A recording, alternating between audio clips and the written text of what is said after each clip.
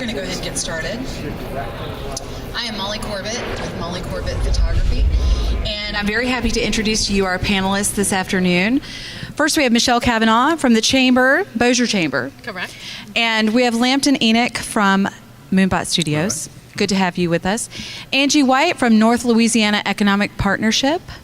And we have Cesar Marrero from Sentient Labs. And John Morales from Digital, say it again, John. Digital Media Institute. Oh, I knew I'd mess one up. You know, I was 1 for 5. Thank you, John. You're very gracious. And you know, I really shouldn't have forgotten John because, bless his heart, he's a 2-week father. 2-week-old at home. 2-week old. Yes. There we go. So if he All falls right. asleep on the stage, God love him. we will not wake you up. I remember the first 2 weeks. All right. So obviously we have a panel here who's more than qualified to talk about attracting creative industry to our region. And I'm going to pose some challenging questions for you, and I'm going to ask for questions too, because I myself am a transplant from the state of Virginia. I came down here kicking and screaming as the wife of an Air Force man, enlisted. And I will never forget when I crossed the state line into Louisiana and the utterly desolate sight that I saw as I trudged with 3 cats and a 5-month-old baby and a husband I didn't really care for at the moment toward Bossier City. And I will tell you, after 8 years, you could not drag me away from Shreveport, Bossier. I absolutely love this region. I have a thriving commercial photography business. I'm able to use my creativity to make a living for my family, and I see why they chose me to facilitate this panel. So let's go ahead and get started. First, I want to share with you, you know, I'm one of those crazy avid Facebookers, and we had a post from Moonbot's own Joe Bloom. Right. A couple of days ago, thank you, Angie, for bringing it to my attention. Shreveport, Louisiana, you have surprised me. I didn't know which way it was going to go. Wasn't sure either, Angie.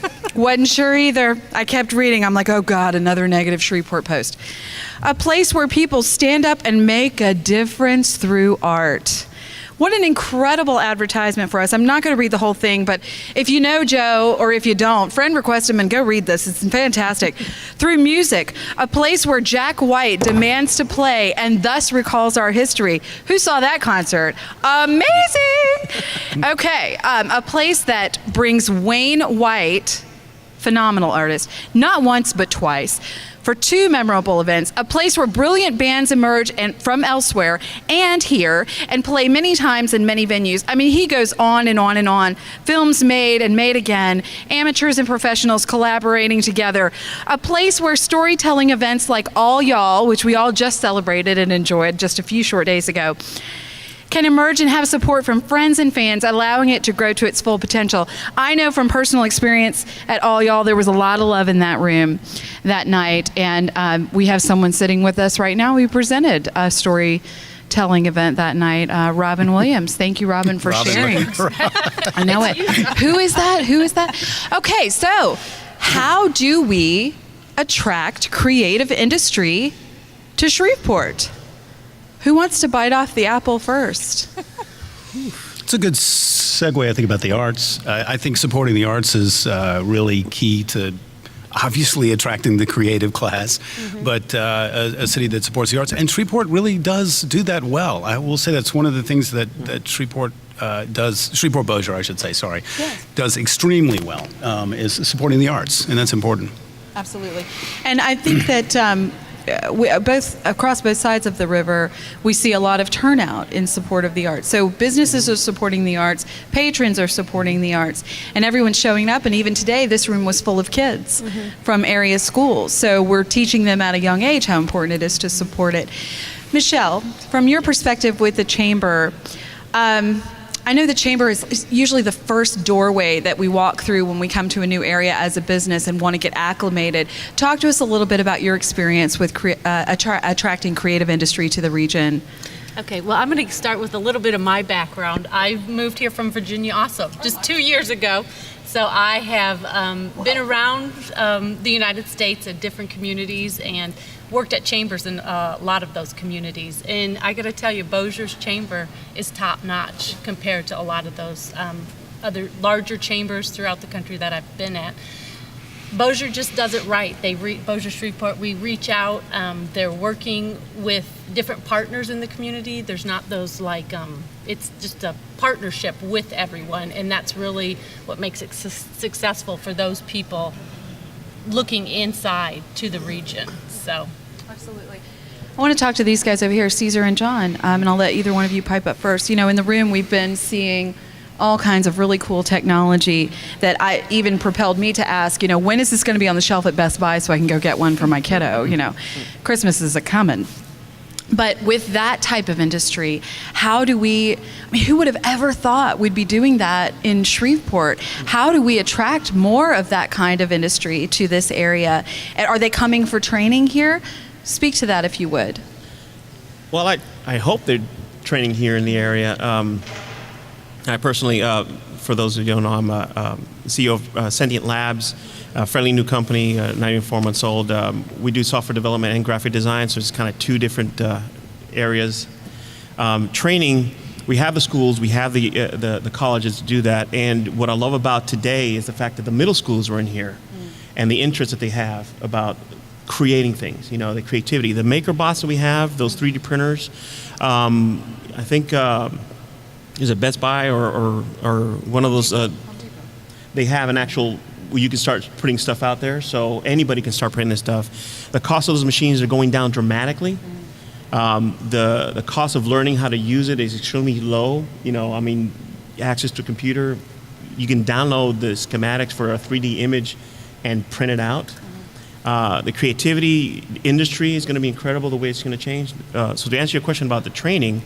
The local area, they are doing a lot of really cool stuff in the schools. I think, I know Tech had a 3D printer back in the day when I took my son years ago when he went to architecture school. So that's the first time I ever saw a 3D printer. Right. Was at Tech. So I think they are, training-wise, they're trying to get more. To answer the question about the cost of these things, yeah, I think people are going to have these just like you have a microwave. It's going to be in your house. You can print anything you want. I'm looking forward to it so I can start printing out my keys. If I lose my keys, just print out another one. I have awesome. So many ideas. Right? So many ideas. As a mother of a 7-year-old, I'm constantly being presented with a broken toy that needs to be fixed. And the possibilities are just absolutely endless. Now, for both of you, with Sentient Labs, you're 4 months old, so maybe you're not the best person to ask this question. I'll shift to John Morales for this.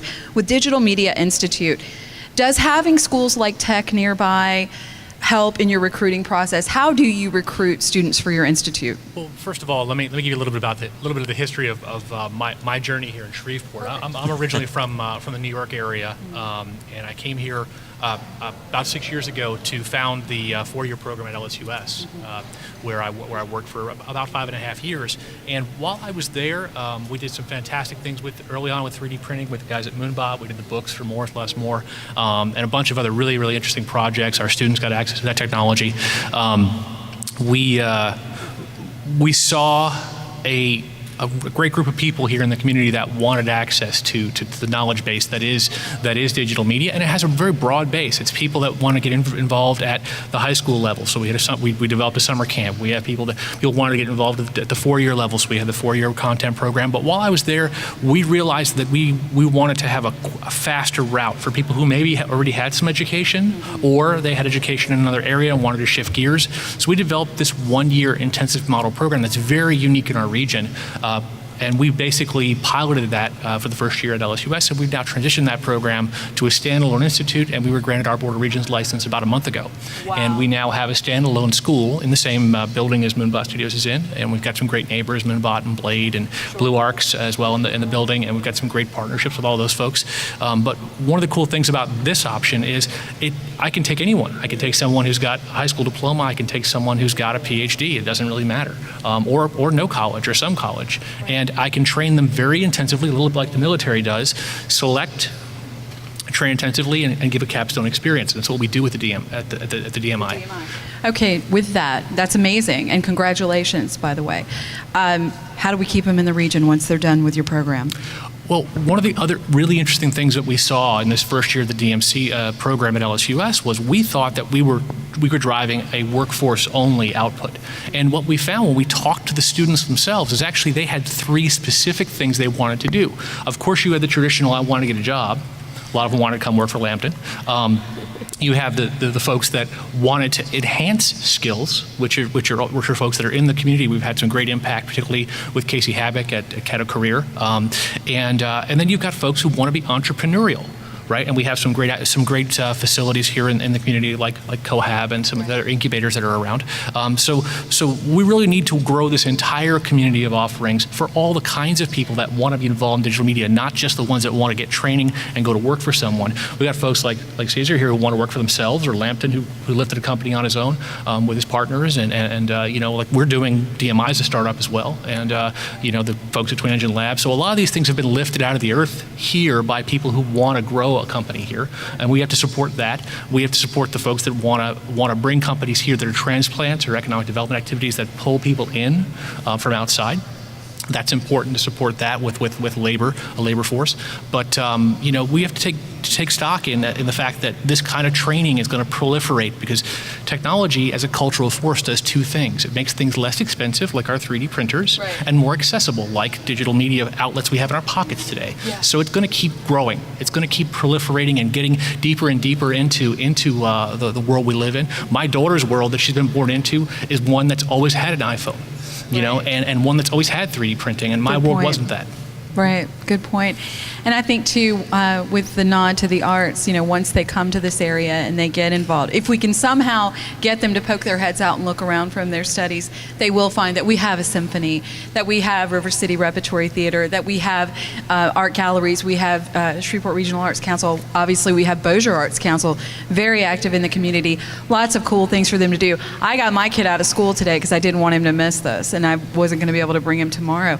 But Angie, talk to us about, I know firsthand through my partnership with the LED, through a referral from the NLEP, that there's lots of activity across the state designed to demonstrate a quality of life in our state, but particularly in our region as well, specifically, that this is a place where you can not only make a good living, but you can have a good life. Talk to us a little bit about those initiatives with the NLEP and the LED. Okay. I don't know if you can hear me. Can you hear this? Not quite so much. Try this one. We'll fix it. I'll use Lambton's. There it is. So most people think that because the state offers incentives for companies in the digital media realm, that's going to be the thing that gets them come flocking here. But there's no company that's going to come here if they can't find the talent that they need to do the things their company will do, because those incentives do require that your talent resides here. I mean, you can have contractors that live elsewhere, but you have to have a certain number of employees that are based here. So what that means is we have to find a way to, grow folks at home. That takes a while, though. So we have no choice sometimes but to reach outside our region or outside our state to attract people here. And there are really 2 key things you have to focus on to be successful at that. Well, I guess 3. The first one, of course, is what the company is offering. Are they offering something that's attractive to someone in this industry? The next thing that you'll need to be able to demonstrate to them is that you have a depth of opportunity here in this region. One of the things that the NLEP did several years ago, and it was actually at the request of one of the companies in this realm, was to create a group called Tech by 20.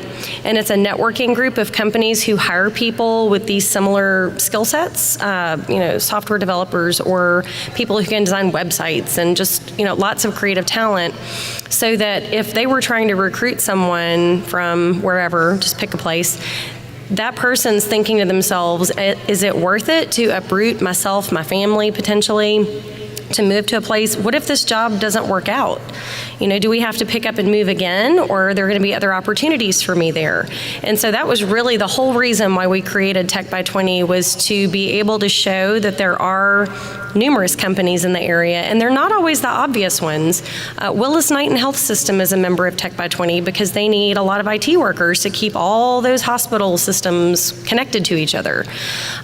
So we are trying to grow that in many different ways. And it's also great because they create opportunities for networking networking of people within the industry, which can also turn into a recruiting event. So I think it has lots of positives, and that's why we did it, though, is to show that there's a depth of opportunity in this realm, in this region, along our I-20 corridor. The other thing is to say that this is a place where, yes, if you do uproot yourself and your family and you move here, you're going to be happy living here. And so there are many different ways that we on our own, we with the Bossier Chamber, we with LED and others, are trying to create ways of telling that story, and it's totally multimedia, and it changes with every new person I meet that's coming in. It's not even necessarily this particular industry. Ventler Steel has given me 1,000 new ideas on collateral that I can create to help people that are trying to decide whether or not they're going to move here, tell the story of here. And we do that a lot of times through testimonials of people very much like Molly, I've called on you, I don't know how many times to be interviewed. I love it.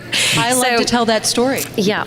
And yes, it's very tiring sometimes to be the person that does, give tours sometimes to a high-level person that a company's trying to recruit here, but it really makes such an impact on their experience when they're here. And what's even better is when I can pair them up with another person who shares similar interests to their family or professionally or whatever the case may be. So I enjoy telling the story of my community. I grew up here. I moved away for 12 years and came back. It had changed radically for the positive. We have ethnic restaurants now. We have the Robinson Film Center now. I mean, it's just, the municipal auditorium has been, I love talking about this region, so it's easy for me to do. Now what we're trying to move toward is training other people to tell the story.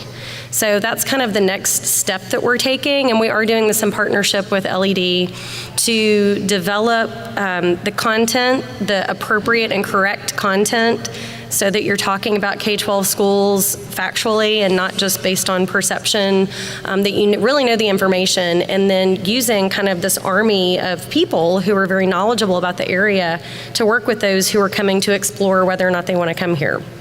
The last thing I'll say is that and a lot of you know, I'm kind of a social media junkie. I love Facebook. I manage about 10 different pages. And because I lived in DC for 12 years, I have friends all over the place. And so I don't just save my good stories for those work pages that I manage. I put them on my own Facebook page because I've got a ton of friends from Shreveport who now live all over the place, and they're constantly commenting. They're like, would you stop talking about how great Shreveport is? You're going to make me move back. I know, that's my point. So you all doing that would really be a great thing. And if you need any pointers on that, you can just let me know. Facebook friend me. Absolutely. That's such a great tip. Angie tells great stories, and she has a very active, thriving, vibrant life. So watch what that girl's doing and follow her. The places she eats, the things that she goes and does, it's amazing. I try to live vicariously without dragging my 7-year-old behind me.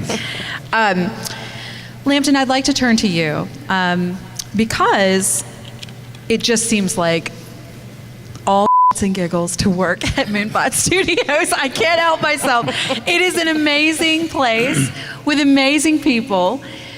The Oscar experience, I mean, from start to finish, that seems like a perfect place to work. I was doing a little research for the panel, and one of the things that I found out is that, there's some places like Raleigh-Durham, they're really trying to be progressive with attracting creative industry. And they talk about adding play, family, and health to the component of growing business when recruiting people.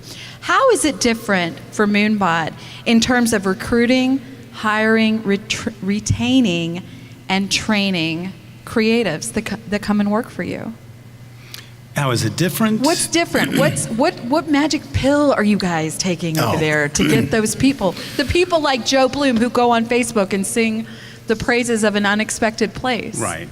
Well, when we started, it certainly helped that my two partners, Bill Joyce and Brandon Oldenburg, are extremely well known in the industry as amazingly talented guys, and they were the first things that attracted the first people who came to work at Moonbot.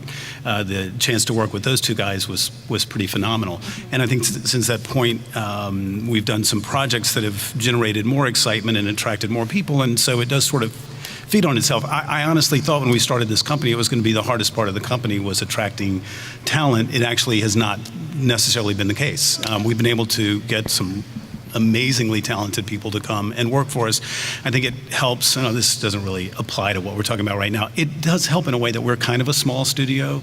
So when I bring in people, they get to do everything. If you go work for a large animation studio, you might, and John knows this well, you might be working on only cloth for a year. You might be building shirts, right, for a year. Or just doing backgrounds. Or just doing backgrounds. If you come to Moonbot, man, you do everything. I mean, you know, we kind of hire a lot of people who are generalists, and so they're excited. They get, and when you work for a small company, you get leadership roles fast. You know, we have people who lead our departments after working for a couple of years. So there's some good opportunities.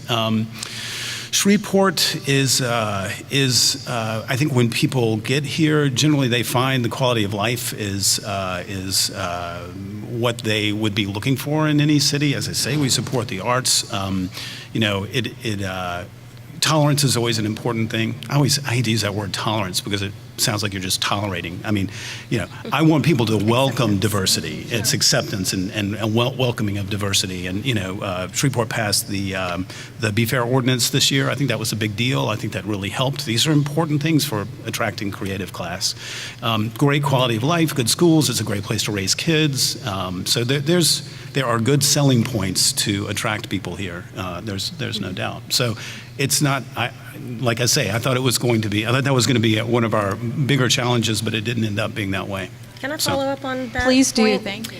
So one of the things I tell people whenever I'm meeting them, if they're considering moving here, is, you know, I'm not going to lie and say we have Nordstrom and things like that, but you can order clothes online. Who cares? Or just drive to Dallas, you know, every quarter, whatever. But in terms of the things that make you happy in your life, you will 90% be likely to find them here. However, I would say that it's not really a downfall, it just adds a little bit of a challenge. It's more like a scavenger hunt sometimes. We don't have these big concentrations of, you know, of shopping areas. They're a little bit scattered, but that's why it's really important when you get to town, whatever interests you have, try to find those groups in town that have those interests, start meeting people, ask them questions, and with Google, you can look up anything from anywhere, but you will eventually find everything you want, and if you don't find it, one of the great things about this area is that there's probably other people who are interested in that too, and so you just decide you want to have it, get together and start planning it. I think it's Brandon Oldenburg who often likes to say he loves being here because he feels like he gets to art direct the city. Because he does. And you know, that's exciting for people who are creators. That's probably the best thing to call them. That's good. Another thing that I came across in Lambton, you touched on it. Personality can bring people. Brandon and Bill, obviously, dynamic individuals who've been very successful in their fields, clearly. I'd like to thank the Academy. You don't get much more successful in that field. Is attraction a process? Because I imagine that brings people through the door. But peel back the layers for us at Moonbot. There's stuff that keeps people hanging around. They're happy. Your team is happy. Right. And they enjoy their workplace. And I've seen them socialize together. They enjoy each other. What accounts for that? You know, it's a little hard to answer that.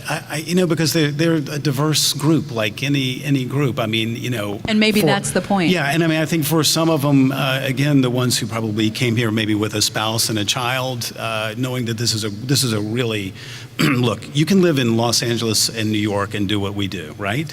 But if you want to see your kid's school play, you might have a 2-hour drive across town to get to that school. If you live in Los Angeles, you might never get to do that. In Shreveport, it's a 10-minute drive. You can go check in at your kid's school, and you haven't missed a day of work. You know, you have good school. You have private, you have public schools, you have choices. So for that group, the quality of life, you can buy a house. Yes. You can't buy a house in California. You can buy a house here. For the younger set, I think what Angie says is if they're happy here, it's because they went on the scavenger hunt. They found the things that make them happy, or they went and made the things that make them happy. Sarah and Chris, you brought up what they did with all y'all. That's phenomenal. they love This American Life, so they created This American Life in Shreveport, right? And 250 people showed up on Saturday night to participate in that. So yeah, and it was amazing. It was phenomenal. It was amazing. So, And I think you're that's- absolutely onto it Yeah. there, Lampton. The ability to be a part of something incredibly meaningful that makes a huge impact with very little effort in getting involved on your part. There are opportunities around every corner. My favorite thing to say is that if I want to go see a show, I park at the door, I walk in, I see the show. I mean, where I'm from in Virginia, it's a half-a-mile hike across a field to get to the amphitheater. We're very fortunate. How many of us, I mean, we probably walked a little bit more than we wanted to get in here, but I can tell you it's a lot worse in other places. So the accessibility, I think, is a big Yeah. part of the goodness of living here. Quality of life, we keep mentioning, there's something to be said for being able to spend a third of the amount of money from your salary on your housing than you would spend in another city. Right. You know, but we could still do better. I mean, there are things that we could do. it's right? expensive to rent here, that's for sure. Owning is different than and renting. you know, it's again, we you know, people are supportive, but you know, we need people to be more supportive of just the downtown culture. Like, keep supporting the Robinson Film Center. Go to these things at Shrek. Attend the symphony. I mean, you know, you've got to support it also. And I was thinking about when I was coming here too. We're talking about what the city can do to attract the creative class, but I also look at the creative class should be ambassadors also. They need to get out there. You know, our guys need to get our young men and women Oh, I need to drag get you around out with me there. all the I time. know, but it's important, you know, for them to get out there and be ambassadors for what they can bring to the table as well. Yeah, I think like one Joe thing did. that back when I was team mom of Cohab, one thing that I remember saying over and over and over again is, you've got to show up. Everybody's got to show up. There's lots to do. You can find it on the scavenger hunt, but you've got to show up. And I think the inertia sometimes in our highly digitized life makes us just want to go home and put the garage door down at the end of the day and not get out and be with people. But as creatives, I mean, I speak for myself, that's a joy killer. It's inertia, but I have to fight against it because it's Right. interacting and pursuing the creativity that drives me and rejuvenates me and refuels me to keep going. I'd like at this time, I've monopolized the panel. At this time, I would like to open up for questions from our audience. Please, if there's something that you'd like to ask the panel, I know they'd be happy to oblige your questions. Any question from the audience? Yes. Yeah, we need a question. Okay. You want to take her? He's going to bring you the mic. Look at this service. Would you go get me a Starbucks clip? Okay. Hey guys. Hey John. My name is Chloe, and I too am a transplant. I came here just shy of 3 years ago from Seattle, Washington. My husband is from Benton, and I too had some of the challenges because when you work in technology, so I'm a technology salesperson for the engine that runs everything that you guys do, data center. And the challenges that I've had is a lot of that profession is either from home or on the road, and so you don't get to get involved in your community. You don't get to see the doors that are opened. And I've been amazed at how little the longest standing citizens of our community know what's happening here. What are we doing to get in front of the scavenger hunt and make there be a little bit more overlap? Because you have all of these arts, but everything is kind of siloed. So unless you're kind of welcomed in or invited to something, like I was invited here today, I had no idea this was happening, and I'm in the industry. So what are we doing about that? Angie? Sorry. One thing that's made that a little bit challenging, or at least this is my perspective, is that with the advent of social media, it's really hard to find the best place or even 5 places to tell a story about something. And because a lot of these things are being driven by nonprofit organizations, you know, they don't have a ton of money to be buying ads in the Forum and the Times, and who reads the newspaper anymore anyway? I think a lot of people use a medium that they're very comfortable with, and they hope to heck that that's going to get shared by others. I know that there are a couple of great efforts being done by the Shreveport Bossier Convention and Tourist Bureau. There's 2 things that they manage that I think are really awesome, and everybody should sign up for them right now. The first one is a blog called 20 by 49. I think it's .org or .com, but They write about just cool things that are happening in the community, and every Tuesday they write about new restaurants or restaurants that people may not know about, which is really why I started following it. But I find out about a ton of things that way, and every time they post something and send it to me, I share it on Facebook in the hope that someone that follows me might go, oh, what's that? And they said that their readership has been growing exponentially. So whenever I find a good source of information, I try to share it with a lot of others. I think also the SB Fund Guide is another really good source if we could just get more people using it. And for any of you that work with nonprofit organizations that put on cool events, one really good reason to use it, which I learned this year as the planning committee chair for the Battle of the Gumbo Gladiators, if you put your event on their calendar, they will put free marketing on their digital media billboards around town. I had no idea. I had a client in my car and I screamed out loud when I was at an intersection and saw a huge ad for our event on the billboard.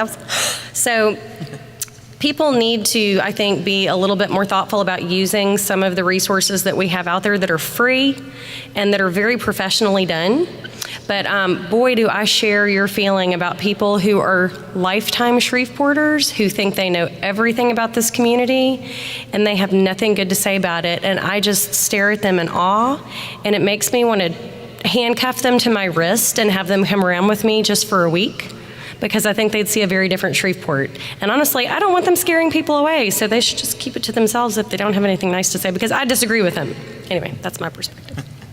I also wanted to make note that we do have some great organizations in the community that are investing directly in these endeavors. You've got Louisiana Economic Development, which made some of the very early investments in getting more Slushmore off the ground, my program at LSUS. You've got the Caddo Parish Commission, which has also made some investments in my workforce program. You've got the Bossier Police Jury that's invested in some of the activities that are digital media related at over at BIPSI and at the CIC and what have you.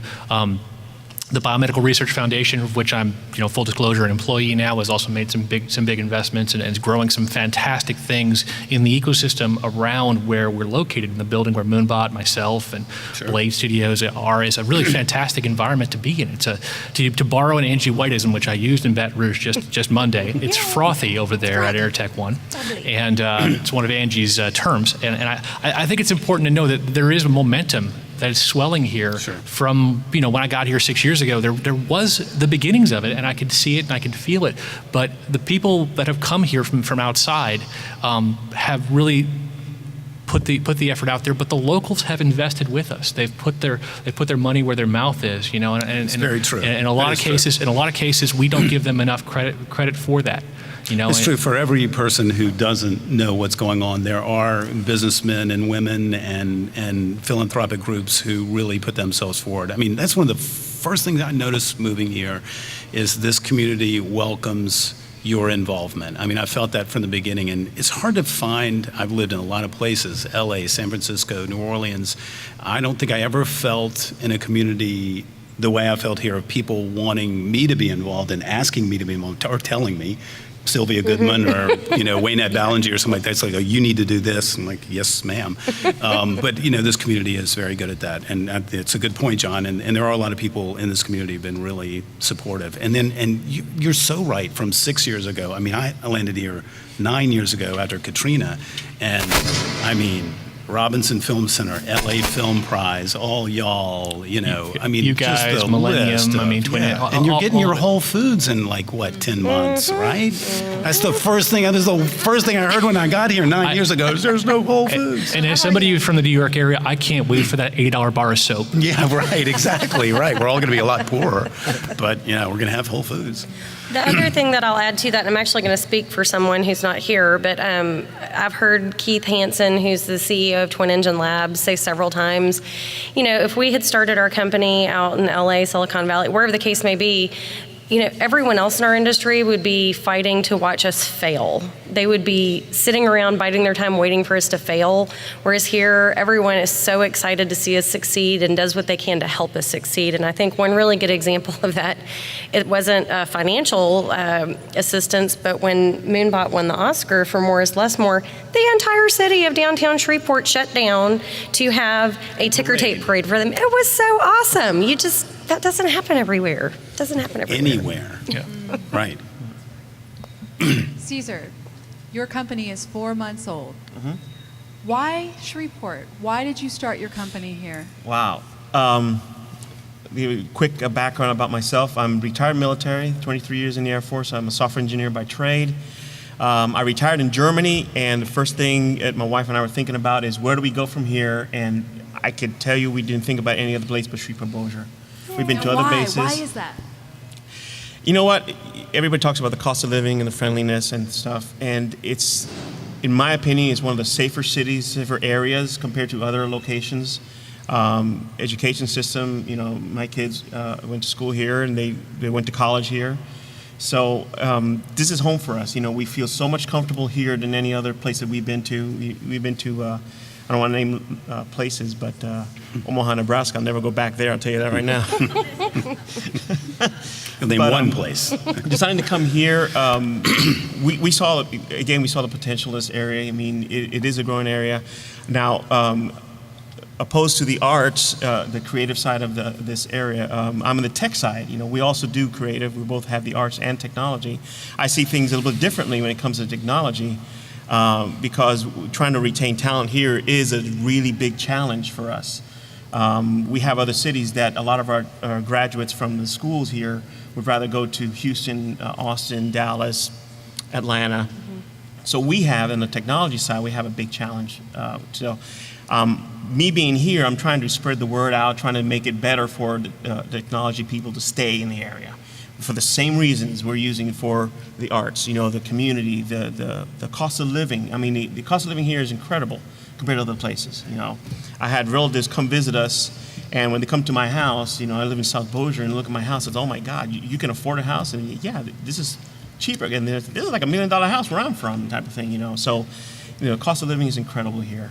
So my challenge as being a new company is spread the word about technology in the area, get the kids involved at a young age, try to convince the students to not study here and go somewhere else. You know, that's one of the big things. Education is one. I hate to be the sourpuss on this, but some of our businesses in the area that do technology also, we're shooting ourselves in the foot by the way we make our contracts with the employees, for example. A lot of people who know me, we talked about this early today.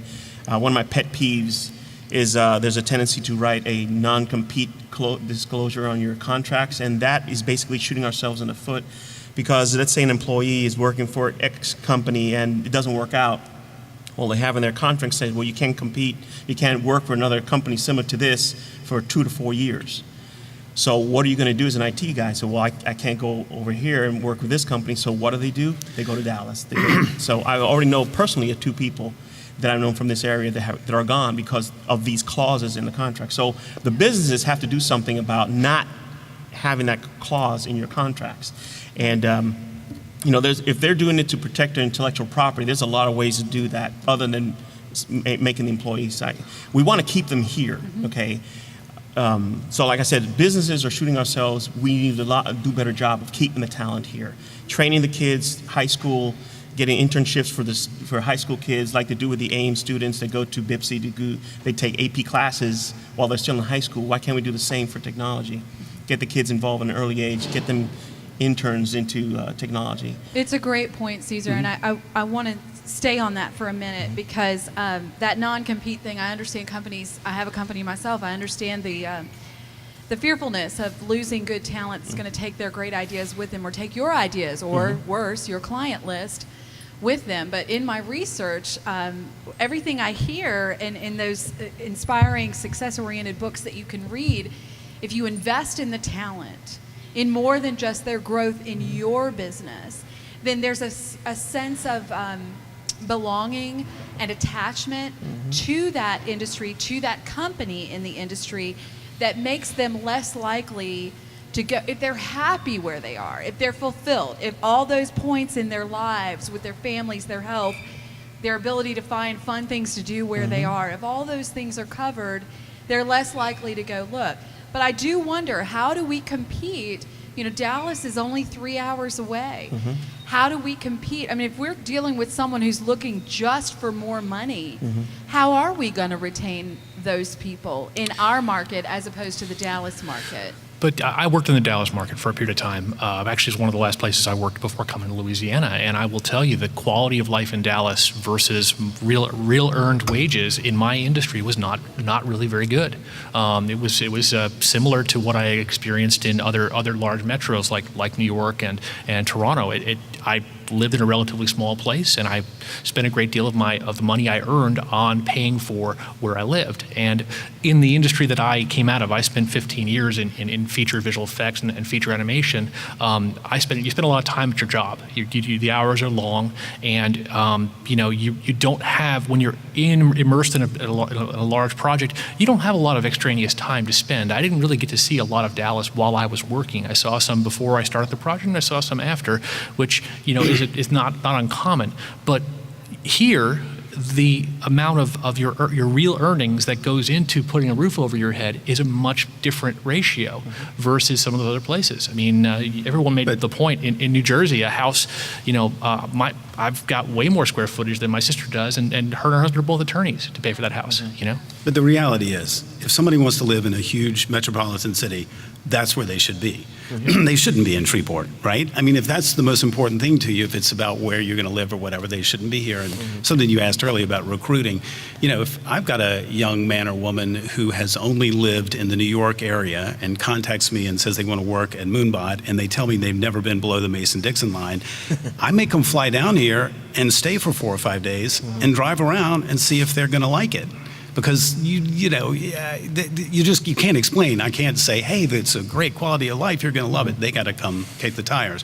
Now, if they grew up in Texas or Mississippi or Georgia or whatever, I don't feel as strongly about that. But if somebody wants to be in New York, they're not going to get that experience here. Right. And it doesn't matter about their needs. If they think about the money, that's their needs that they're focusing on. But if they're looking at the self-fulfillment, they have an empowerment. I like the fact that Moonbot does that kind of activities with your employees, that they're generalists. I'm a proponent of not being a specialist. Being in the Air Force, I never trained any of my airmen to be a specialist on one computer language or one system or whatever. You need to learn all the languages, so you're more of a full person, right? But trying to keep them from leaving, giving them the opportunity to be creative, to do, have those responsibilities, given that position of authority. Hey, I'm giving you more responsibility. That's the way to keep them in here. I don't want a worker who's here for the paycheck. I'll go to my cubicle, I'll do my job from 9 to 5, and I'm gone. I want them to be more active in the community, and that's another thing the Air Force always tells you: go out, participate with the community, be more active. So bringing that experience from the military to my business here, not having specialists, having generalists, giving them creative opportunities, giving them that freedom to do things, would probably outweigh a lot more than telling them, hey, here's the almighty dollar. And speaking of dollars, I wanted to also mention. Sorry, I cut you off. After you. No, I was just going to say, we're seeing that change. I mean, we're hearing from our members out there that, with some of the new businesses coming into town, the wages are going up. I mean, the IT jobs are, some of the casinos are struggling with losing their staff to some of these other opportunities in town, and the wages, they're just having to accommodate, and the wages are increasing. So that's, as things are growing and changing, that's going to be a positive for us. I wanted to mention BRF's also got this Entrepreneur Accelerator program that they've developed in partnership with the City of Shreveport and the Caddo Parish Commission, and they're actually actively looking at people's ideas. And they've hired staff, and they've got an angel fund basically to develop companies here in our area where they've got access to capital, and that's a huge deal. If you've never been a startup or involved in a startup, you can have the best idea in the world, you can be the best business person on earth. If you don't have access to that capital to get the company off the ground, it's impossible to do. So these ideas didn't exist in the community 4 or 5 years ago.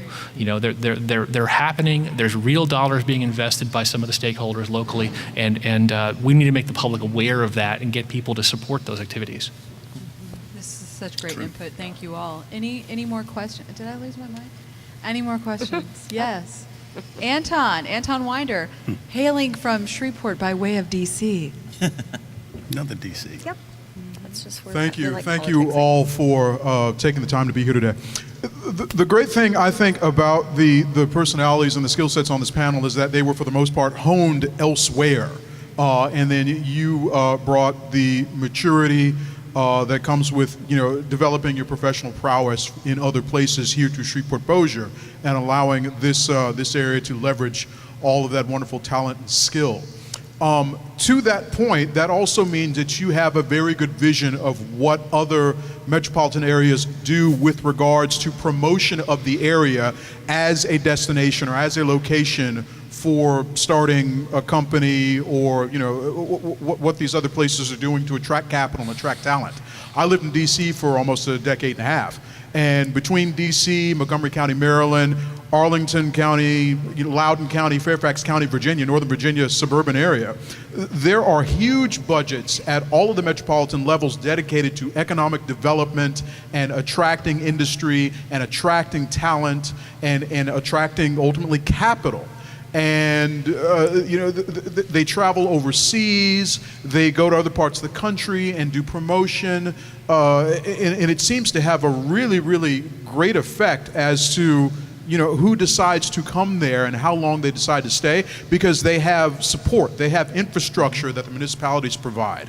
In the Shreveport Bossier area, in the not quite a year that I've been back after that time in DC and a few years in Los Angeles before that, I personally think I see a lot to be desired when it comes to the support and infrastructure and just the messaging and the storytelling that the municipalities in this area offer. Now, quite frankly, I think as a Shreveport native that Bossier is doing a hell of a lot better job of that than Shreveport is. And I think there are people who could argue that Bossier is kind of eating Shreveport's lunch in that regard. At least lately. I would like to know from the five of you what it is that you would like to see from a municipality generally that provides that support and infrastructure and gives that assist, that wind-aided assist to your efforts to attract talent and attract capital and scale your businesses. What type of support do you want to see, and what do you feel Shreveport Bossier needs to do? That's a tough one. You start with that one. I'll start. I just think it's the top down. I mean, the leaders in the Bossier community are eager and open to hear what's happening and the ideas that are out there. I mean, look at CIC. I mean, I was not here at the history of that, but I mean, they jumped off the cliff, and it's a success right now. So I mean, it's looking ahead and pulling all those partners together and just open to the ideas, not being closed-minded to it. So I think. There's so many things I could say. One of the struggles that we have as an economic development organization in doing a lot of things you talked about is the money. In a lot of communities, and I don't really know exactly how Virginia's set up or how Maryland's set up, but I can tell you that in Texas, for instance, they don't have a state economic development machine so much as it is at a local level. And a lot of those organizations are funded through, tax revenue that gets passed at some point or another. We don't really have that for our organizations. There's some money that's dedicated through casino revenues and things like that. But I continue to be frustrated and have been since I moved back. And I don't know exactly what it's going to take to change it, but Shreveport Bossier has gotten really good at saying Shreveport Bossier, but that's in a lot of cases where it stops. And so until Shreveport Bossier can operate and think and talk and act like Shreveport Bossier, it's really hard to pool the necessary resources to do those kinds of things. Our organization is funded from kind businesses that give us money because they want to see the economy grow and may potentially get business from new businesses that are started here that come here. And we do get some funding from municipalities, but when you look at some much smaller areas, their economic development is funded at a much greater level.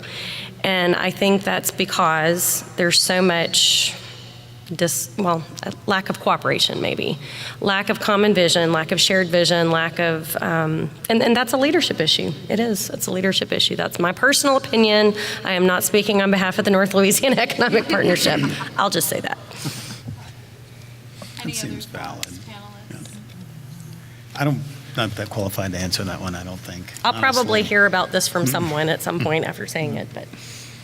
I would say if you want it here, it has to come from here. My experience working for LSU in the state of Louisiana for 5.5 years was, there was always this idea that there was going to be less resources next year coming from the state, and that's been the reality. You can look at the history. I'm the kind of person, I come from a kind of a background where you pick your bootstraps up and you get it done. And it doesn't matter what the problem is, you solve it. And so I looked for ways to bootstrap what I thought would work for our community. It's why I built this 1-year intensive model program. It was designed to be its own economic engine, not rely on external funding from the state, not rely on the broken tuition models that exist in the general fund practices of the state of Louisiana. And again, that's my own personal opinion. It's not the opinion of my employer. But what we needed to do, and the big wins we had were made here in Shreveport Bossier. The work we did with Moonbot was done here, made here by people that came here to come together to make great art, to use Brandon's phrase. The support that I got from the Caddo Parish Commission and the Biomedical Research Foundation, those are both local entities that invested in what I was trying to do to bring better, high quality, rapid education to the digital media space in Shreveport Bossier. The program that we developed is the only one of its kind in the entire region. It's the only private nonprofit school of its kind in the country that, to my knowledge, that does this kind of thing. And it's grassroots. It was started here for this area. It was not something that came in from outside and was a corporate entity that put down roots and decided to make a lot of money off of it. Our tuition model is about half of what the national schools charge, and some of the large four-year schools are in the six figures and beyond, and that's not what I'd wanted to have as a product for this community. But I would say that, looking at the wins, if you get down to Baton Rouge and walk around the LSU campus down there, it's obvious that that's where most of the money stays. And that's great, and they're doing great work down there, and I've got some great colleagues down there that I've worked with over the years. But from the standpoint of trying to have an impact on workforce, and by that I mean quality of life for the people that are in this community, kinds of jobs, and high technology and creativity that we're able to do, it had to come from here, not from down there. They didn't, after the initial funding that started my program, they never spent any more money. All they did was cut budgets the whole time I worked for LSU.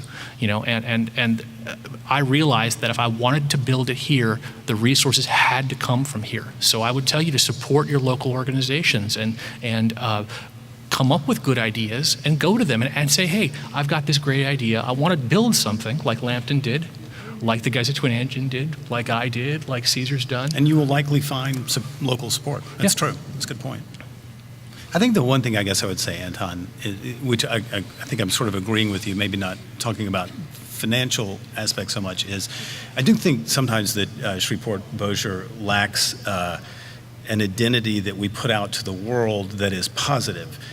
And again, I may get in trouble for saying this, but I always thought Louisiana's Other Side was probably the worst city slogan ever. I'm sorry, I shouldn't say that. I'm not a fan of that slogan, right? It's out there. Sorry, I said it. What does that mean? To me, I always kind of felt like, what does that mean? Because it sounded like a slight, Or the other. Yeah, and really, I do think if there's anything that could probably be done better is creating a really positive identity, because we have a great story to tell. John just said a lot of amazing things that are very true about Shreveport that happened to me, that I had this same shared experience. We wanted to start a company, and we found our money locally, and we found our support from BRF. Our offices are where they are because of incubation from BRF. Our funding for starting our company came from a local investor. I mean, yeah, you're right. The creative head of our company is a local Shreveport guy. Yeah. I mean, you can't get more local than that. And with the angel fund that BRF started, we're going to see more of this. I mean, and they've made a big investment in digital media. Obviously, first through you guys, and then it grew from there. Yeah. So why aren't we Louisiana's coolest side? Why aren't Louisiana's most opportunities like to do instead of so? Yeah, we have a new Just campaign something. that's going to be coming out soon for economic development that Good. I think you will like a lot better. Glad to It's hear. starting to trickle out now. I'll be sure to send you some stuff. But to touch on this, we can do all the glossy, fancy marketing we want. But if when people come here to visit, they talk to a person working the desk at the hotel, or they talk to someone they're sitting next to in a restaurant, and that person asks where they're from, and they say, oh, I'm here from, I don't know, fill in the blank, Austin. Why are you here? Why are you here? With horror in their face. Well, then why would they come back? Why would they stay? So it doesn't, I mean, you can be glossy and do all kinds of great marketing, but I think the first step is here. This was a speech I gave to the Public Relations Association of Louisiana a few years ago. I was supposed to come speak about branding. And I said, in what we do, I find we have a much more difficult audience internally than we do externally. And my boss, Scott Martinez, started here about a year and a half ago. He came from Texas, where he worked in the Austin area for a long time. And he said, you know, now that I've been here for a while, I can really compare apples to apples. You know what the biggest difference between here and Texas is? It's the attitude. They are proud in Texas, and we need to learn to be proud here. We have plenty to be proud of. Sign up for Moonbot's newsletter. You'll never run out of things to be proud of. Follow the North Louisiana Economic Partnership on Facebook. I mean, to tell you, we are cramming that thing full of things to be proud of. And you don't have to know a bunch of data and statistics. You know your own personal experiences, and you can be proud for our locally grown companies and talk about that. Talk about the things you love to do on the weekend, that your kids love to do on the weekend, what makes you happy. That is not hard to do. You don't have to be That's true. an expert. Cyport. Yeah. Robinson Film Center, Cyport. Well, all Angie, those you great stole things. my thunder, I'm sorry. but I'm glad you did because it will reinforce it for those listening to us that every single person represented in this panel, every company represented here, has a Facebook presence. Look up the Chamber in Bossier. Look up Moonbot Studios. Look up the NLEP. It's already helping you because it's collecting so much data about each of us that when we just type in letters, they know who we're thinking of. Look up Sentient Labs. Look up Digital Media Institute. These sponsors up here, they care about making this a better place for creatives in the creative industry. Get in touch with these sponsors. Find out what's going on with them. They saw fit to make sure that DigiFest South came off the ground like it has, and we should be supporting them. I love that, Lambton. We should be supporting local, and that's a great way for us to do it. We'll have time for one more question from Robin. Yes. Hey, Molly, one thing that I know as a Facebook page administrator is that engagement is really low when it's pushed from the page, and so we all have a responsibility to share those things, not only just follow them, but sometimes go to these pages and actually share that information, because the average person is not seeing the Bossier Chamber or Moonbot feeds, and so it's our responsibility. They're on your personal. I came today because I think this is one of my passions is I hate when I hear someone say there's nothing to do here, and I'm on this mission to let people know everything. My Facebook page might sometimes be a little annoying. You're doing a great job. I want people to know everything. And the other thing is whenever businesses have Facebook presence, they've got to put events in their system and invite all your friends, because that filters in my calendar, and that's how I know what's going on and how that I can run one side of town to the other to make these events. And we need to be telling our friends and sharing the message. And drag them along. Yes. And you know, we all are busy, and I think that's another passion. Like, I can't wait to listen. I'm too busy for that. We all make choices, and our choices to make our city, both cities, Bossier and Shreveport, great. Absolutely. Amen. Modern Family can wait. Amen. Great point, Robin. I'm with you on that. I'm too busy. I'm like, You cannot be busier really? than me. I'm not busy. You cannot be busier I'm than not me. busy. I can, yeah. You're Nobody's right. too busy. You make your choices. You're absolutely right. And, you know, to that end, everything that I do in town, everything, I invite about 1,200 people. Some of you who are my Facebook friends can attest to this. And every now and then I do a Facebook invite jubilee where you can tell me, you know what, please remove me from that, and I will. But someone a while ago gave me a cool JavaScript, and I have been working that puppy overtime. But I want people to go where I'm going to be because I want to have a good time. And they'll have a good time too if they come and be there with me. So it's important that we show up, bring people with us, support these local sponsors and these local businesses here on this panel that are interested and invested in making this a better place for attracting and keeping creatives. Panelists, thank you so much for your contributions here today. Let's give them a big hand. And also Also, a big thank you to our audience for showing up. We appreciate you all. Have a great afternoon. I believe we have, what do we have coming up? Clint, DigiPitch is coming up at 5 o'clock. Yours truly emceeing. Yeah. Come see some people sweat. Thanks, everybody. Thank you.